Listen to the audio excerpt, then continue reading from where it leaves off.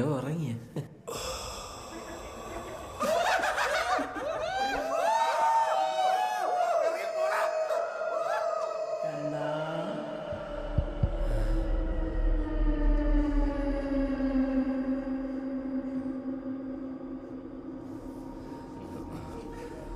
പൊണ്ണുകളെ തമാശ ബൈക്കെടുത്ത്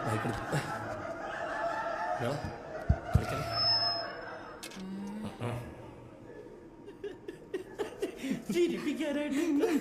മഹതികളെ, മഹാന്മാരെ, ഇങ്ങനെ ഒരു വേദി അഭിസംബോധന ചെയ്യണമെന്ന് ചെറുപ്പം മുതലുള്ള എൻ്റെ ആഗ്രഹമായിരുന്നു. അതിന് സന്മനസ് തോന്നിയ അഭിവന്ദിരായ ഭാരവാഹികളോട് നിസ്സീമമായ കൃതജ്ഞത ഞാൻ അറിയിച്ചുകൊള്ളുന്നു. യഥാ യഥാ ഹി ധർമ്മസ്യ ഗ്ലാനിർഭവതി ഭാരത അഭ്യുത്ഥാനം അധർമ്മസ്യ തദാത്മാനം സൃജാമ്യഹം. അത് മറാഠി. മാറിവരുന്ന പ്രകൃതിയിലെ ഋതുഭേദങ്ങൾ പോലെ, ഉദയാസ്തമയങ്ങൾ പോലെ ചില മാറ്റങ്ങൾ ജീവിതത്തിൽ അനിവാര്യമാണ്.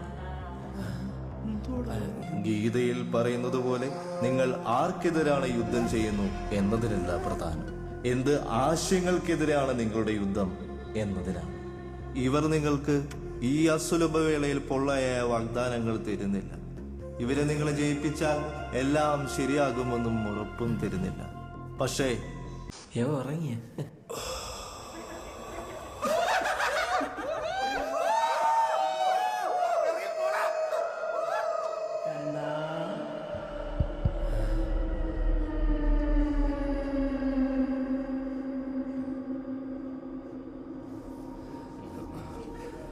പൊണ്ണുകളെ തമാശ ബൈക്കെടുത്ത് കളിക്കല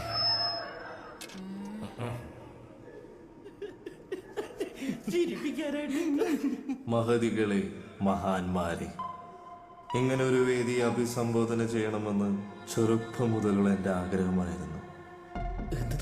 അതിന് സന്മനസ് തോന്നിയ അഭിവന്ദിരായ ഭാരവാഹികളോട് നിസ്സീമമായ കൃതജ്ഞത ഞാൻ അറിയിച്ചുകൊള്ളുന്നു. യഥാ യഥാ ഹി ധർമ്മസ്യ ഗ്ലാനിർഭവതി ഭാരത അഭ്യുത്ഥാനം അധർമ്മസ്യ തദാത്മാനം സൃജാമ്യഹം. അത് മറാഠി. മാറിവരുന്ന പ്രകൃതിയിലെ ഋതുഭേദങ്ങൾ പോലെ, ഉദയാസ്തമയങ്ങൾ പോലെ ചില മാറ്റങ്ങൾ ജീവിതത്തിൽ അനിവാര്യമാണ്.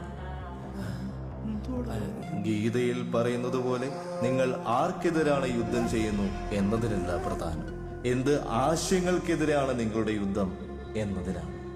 ഇവർ നിങ്ങൾക്ക് ഈ അസുലഭവേളയിൽ പൊള്ളയായ വാഗ്ദാനങ്ങൾ തരുന്നില്ല. ഇവരെ നിങ്ങൾ ജയിപ്പിച്ചാൽ എല്ലാം ശരിയാകുമെന്നും ഉറപ്പും തരുന്നില്ല. പക്ഷേ